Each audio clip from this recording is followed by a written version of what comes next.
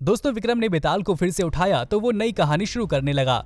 राजा जयेंद्र अपने राज्य की देखभाल बहुत अच्छी तरह से करता था। जयेंद्र का बेटा जय बहुत लापरवाह था। जयेंद्र को चिंता होने लगी कि आगे चलकर जय राजकाज कैसे संभालेगा। उसने एक साधु से सहायता मांगी। साधु ने जय को एक बर्तन में पवित्र जल दिया और बोला, इसे मेरे आश्रम में ले आओ। ध्यान रहे पानी की एक बूंद भी नीचे ना गिरे, वरना तुम्हारे राज्य का बुरा हाल हो जाएगा। जय बहुत सावधानी से चलता हुआ जंगल गया। वो कहीं खाने पीने के लिए भी नहीं रुका और एक बूंद भी पानी नीचे गिराए बिना वो बर्तन लेकर आश्रम पहुंच गया। अगले दिन से राजा ने महसूस किया कि जय जिम्मेदार हो गया है। बेताल ने विक्रम से पूछा, जय जिम्मेदार कैसे हो गया? विक्रम ने जवाब दिया, जब उसने बर्तन की जिम्मेदारी उठाई तो उसे समझ में आ गया कि राज्य की देखभाल करने के लिए जिम्मेदारी का भाव आवश्यक है। ये सुनते ही बेताल उड़ गया। दोस्तों विक्रम फिर पेड़ तक गया और बेताल को कंधे पर लाद कर चल दिया। बेताल फिर कहानी सुनाने लगा। राजा जयपाल की 3 रानियां थी। हर एक सुंदर, सहृदय और सुकुमारी थी। एक दिन पहली रानी के बालों से एक फूल उसकी जांघ पर गिर गया। रानी घायल हो गई। अगली रात को जब राजा दूसरी रानी को लेकर छत पर घूम रहा था तो चांदनी रात से उस रानी की त्वचा जल गई। एक और दिन तीसरी रानी ने किसी को रोते हुए सुना तो वो डर कर पीली पड़ गई और बेहोश हो गई। बेताल ने पूछा, कौन सी रानी सबसे अधिक सहृदय थी? विक्रम ने उत्तर दिया, तीसरी रानी ही सबसे सहृदय थी, क्योंकि जो सहृदय होते हैं वो दूसरों की पीड़ा से भी दुखी होते हैं। बेताल कहने लगा, तुम महान हो राजन, लेकिन तुम हर बार मौन रहने का अपना वचन तोड़ देते हो, इसलिए मैं तुम्हारे साथ नहीं जा सकता। इतना कहकर बेताल फिर उड़ गया। दोस्तों विक्रम ने हर बार की तरह बेताल को कंधे पर लादा और चल दिया। एक बार 4 भाई थे जो बहुत मूर्ख थे। लोग उनका मजाक उड़ाया करते थे। एक दिन उन्होंने तय किया कि वे कुछ सीख कर समझदार बनेंगे। उन्होंने तय किया कि वे ठीक 10 साल बाद उसी जगह पर फिर से मिलेंगे। 10 साल बाद वे मिले और अपने अपने बारे में बताने लगे। पहला भाई बोला, मैं एक हड्डी से ही पूरा कंकाल बना सकता हूँ। दूसरा बोला, मैं कंकाल पर मांस चढ़ा सकता हूँ। तीसरा कहने लगा, मैं मांस चढ़े कंकाल पर त्वचा और बाल उगा सकता हूँ। चौथे ने कहा, मैं मरे जीव को जीवित कर सकता हूँ। सभी ने अपनी कलाओं का नमूना दिखाने का निश्चय किया। उन्होंने एक हड्डी ढूंढी। पहले भाई ने उसे पूरा कंकाल बना दिया। दूसरे ने उस पर मांस चढ़ा दिया। तीसरे ने उस पर त्वचा और बाल उगा दिए। अब वो मृत शेर के समान दिखने लगा। तभी चौथे भाई ने उसे जीवित कर दिया। शेर ने जीवित होते ही चारों भाइयों को मार डाला और खा गया। बेताल रुका और पूछने लगा, चारों भाइयों की मौत का जिम्मेदार कौन है? विक्रम ने जवाब दिया, चारों की मौत का जिम्मेदार चौथा भाई है, क्योंकि उसने जानते बूझते शेर को जीवित किया। दोस्तों विक्रम के चलते ही उसके कंधे पर लदे बेताल ने कहानी सुनानी शुरू कर दी।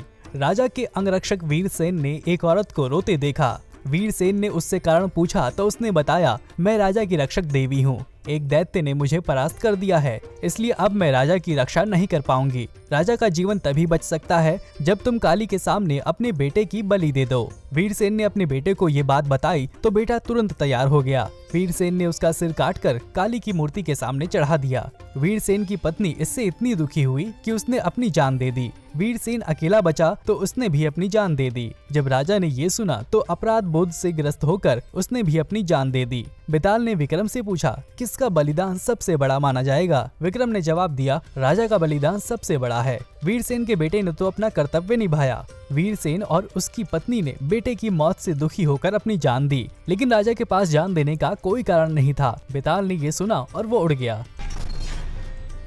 दोस्तों विक्रम ने बेताल को अपने कंधों पर डाला और चल पड़ा। बेताल ने एक बार फिर कहानी सुनानी शुरू कर दी। मोहन नाम के एक लकड़हारे ने जंगल में एक भेड़िए को एक लड़की पर हमला करते देखा। उसने लड़की को बचाया और भेड़िए को मार डाला। वो लड़की राजकुमारी थी। राजा ने खुश होकर मोहन को अपनी सेना में सिपाही बना दिया। एक बार युद्ध में वो बहादुरी से लड़ा। उसने राजा की जान भी बचाई। मोहन की बहादुरी के चर्चे हर तरफ होने लगे। उसने विवाह भी किया और उसके बच्चे भी हुए। एक दिन राज्य में लुटेरों का गिरोह घुसा। गिरोह लोगों के साथ लूटपाट और मारकाट करने लगा। राजा ने मोहन से लुटेरों से लड़ने को कहा, लेकिन मोहन ने इनकार कर दिया। बेताल ने पूछा, बताओ विक्रम, मोहन ने लुटेरों से लड़ने से मना क्यों कर दिया? क्या उसका साहस जवाब दे गया था? विक्रम ने उत्तर दिया, मोहन में साहस की कोई कमी नहीं थी, किंतु वो विवाह कर चुका था, इसलिए अब वो अपने जीवन को संकट में नहीं डालना चाहता था। बेताल बोला, उत्तर तो तुम्हारा सही है, लेकिन तुम बोल पड़े हो, इसलिए मैं जा रहा हूँ। इतना कहकर बेताल उड़ गया।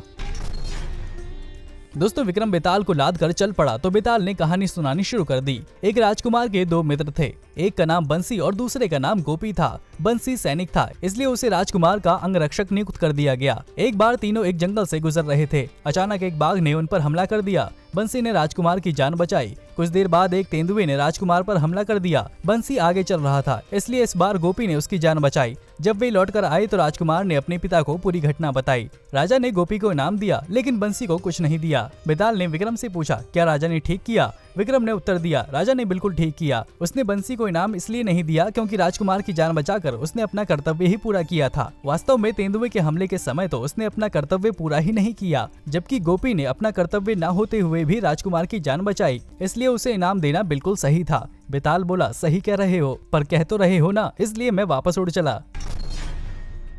दोस्तों, विक्रम ने बेताल को कंधे पर लाद कर चलना शुरू किया तो बेताल ने कहानी सुनानी शुरू कर दी। राजा विजेंद्र के पास एक बहुमूल्य मोती था। वो तय नहीं कर पा रहा था कि मोती किसे दिया जाए। राजा ने तीनों को बुलाया और महल छोड़कर जाने और सामान्य प्रजा की तरह साल भर तक रहने को कह दिया। राजा ने कहा कि साल भर बाद बताना कि किसने क्या क्या नेक कार्य किया। तीनों आज्ञाकारी पुत्र चल दिए और साल भर बाद लौटे। पहला पुत्र बोला, मैंने एक आभूषण व्यापारी की दुकान पर काम किया। वो मुझ पर इतना भरोसा करने लगा था कि उसने अपने रत्नों से भरा थैला एक दिन मुझे कहीं ले जाने के लिए दे दिया। दूसरा पुत्र कहने लगा, उसने एक डूबते हुए बच्चे की जान बचाई। सबसे छोटा राजकुमार बोला, मैं कुछ भी नेक नहीं कर पाया, लेकिन जब मैं वापस आ रहा था तो मैंने पहाड़ पर एक आदमी को सोते देखा, जहाँ से वो गिरकर मर सकता था। मैं उसे समझाने गया तो पता चला कि वो मेरा शत्रु था। फिर भी मैंने उसे जगाया और समझा दिया। बेताल ने विक्रम से पूछा, राजा ने किस पुत्र को मोती दिया होगा? विक्रम ने उत्तर दिया, राजा ने सबसे छोटे राजकुमार को मोती दिया होगा। पहले पुत्र ने ईमानदारी दिखाई, दूसरे ने बहादुरी, लेकिन तीसरे ने अपने शत्रु की जान बचाकर सज्जनता दिखाई। दोस्तों, बेताल ने विक्रम को राजा सत्यपाल की कहानी सुनाई। जब राजा सत्यपाल चंदा देश के सिंहासन पर बैठा था तो भील आदिवासी स्वतंत्र चंदा देश के लिए लड़ रहे थे। देश निर्धन था और पड़ोसी राजा प्रचंड वर्मा से उसे भय भी था। सत्यपाल ने अपने मंत्रियों से चर्चा की। मंत्रियों ने उसे सुझाव दिया कि वो प्रचंड की बेटी से विवाह कर ले। सत्यपाल ने इनकार कर दिया क्योंकि प्रचंड की बेटी उसे दुर्बल राजा मानती थी। एक दिन उसकी मुलाकात भील राजकुमारी कीर्ति सेना से हुई। उसकी सलाह पर उसने अपने भ्रष्ट मंत्रियों को हटा दिया। राज्य फिर से समृद्ध हो गया। सत्यपाल ने भील राजा से मिलकर कीर्ति सेना से विवाह की इच्छा जताई। भीलों का विश्वास हासिल करके सत्यपाल ने प्रचंड पर हमला कर दिया और उसे हरा दिया। बेताल ने विक्रम से पूछा, क्या सत्यपाल ने सही नीति अपनाई? विक्रम ने उत्तर दिया, सत्यपाल ने बिल्कुल सही नीति अपनाई, क्योंकि सत्यपाल ने पहले अपने राज्य की व्यवस्था ठीक की और उसके बाद शत्रु पर हमला किया। दोस्तों, विक्रम ने फिर से बेताल को कंधे पर लादा। बेताल ने इस बार अनाथ लड़की कुमुदिनी की कहानी सुनाई।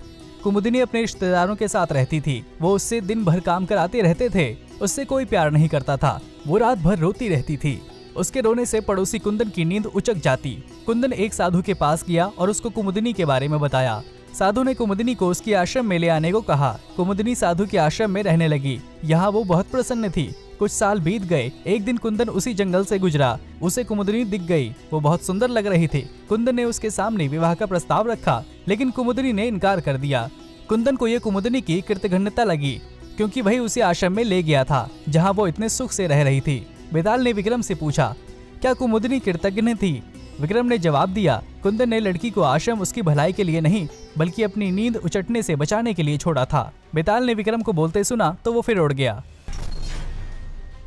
दोस्तों, विक्रम के कंधे पर लदा बेताल फिर कहानी सुनाने लगा। एक राजा शिकार करने जंगल गया। वहाँ वो रास्ता भटक गया। राजदीप नाम के व्यक्ति ने उसकी सहायता की। राजा ने उसे अपना सिपाही बना लिया। एक दिन राजदीप की भेंट दीप्ति नाम की सुंदर युवती से हुई। राजदीप ने उसके सामने विवाह का प्रस्ताव रखा। दीप्ति मान गई। राजदीप उसे राजा के पास ले गया। दीप्ति राजा से मिली। दीप्ति ने राजा के साथ ही विवाह की इच्छा जताई। राजदीप ये सुनकर दुखी हो गया। राजा ने दीप्ति से पूछा, तुम राजदीप के बजाय मुझसे विवाह क्यों करना चाहती हो? दीप्ति कहने लगी, क्योंकि मैं महल में रहना चाहती हूँ। राजा ने राजदीप को एक महल दे दिया और दीप्ति से कहा कि राजदीप से ही विवाह कर ले। बेताल ने पूछा, किसका त्याग बड़ा था, राजा का या राजदीप का? विक्रम ने उत्तर दिया, राजा का त्याग बड़ा था, क्योंकि राजदीप तो राजा का निष्ठावान सिपाही था। वो चाहकर भी दीप्ति को राजा से विवाह करने से नहीं रोक सकता था। बेताल ने विक्रम को बोलते देखा तो वो तुरंत उड़ गया। दोस्तों, विक्रम के कंधे पर लदते ही बेताल ने कहानी सुनानी शुरू कर दी। राजा जयसिंह के राज्य में दो सोम और मंगल नाम के दो बहुत प्रतिभावान भाई थे। पहले की दृष्टि बहुत तीक्ष्ण थी और दूसरे की सूंघने की क्षमता बहुत तेज थी। जयसिंह ने दोनों को अपना अंगरक्षक बना लिया। एक दिन पड़ोसी राजा ने जयसिंह को अपने यहाँ आमंत्रित किया। जयसिंह को लगा कि कुछ खतरा हो सकता है। वो सोम और मंगल को अपने साथ ले गया। पड़ोसी राज्य में शानदार भोजन के बाद जयसिंह को शयन कक्ष में ले जाया गया। वो सोने ही जा रहा था कि सोम को उसके बिस्तर पर एक कांटा दिख गया। मंगल ने सूंघकर बता दिया कि वो कांटा विषैला है और जयसिंह को चुभ जाता तो उसकी मौत हो जाती। बेताल ने पूछा, सोम और मंगल में से कौन अधिक प्रतिभाशाली था? विक्रम ने उत्तर दिया, सोम अधिक प्रतिभाशाली था, क्योंकि उसी ने राजा की जान बचाई। बेताल बोला, सही उत्तर। इतना कहकर वो वापस उड़ गया।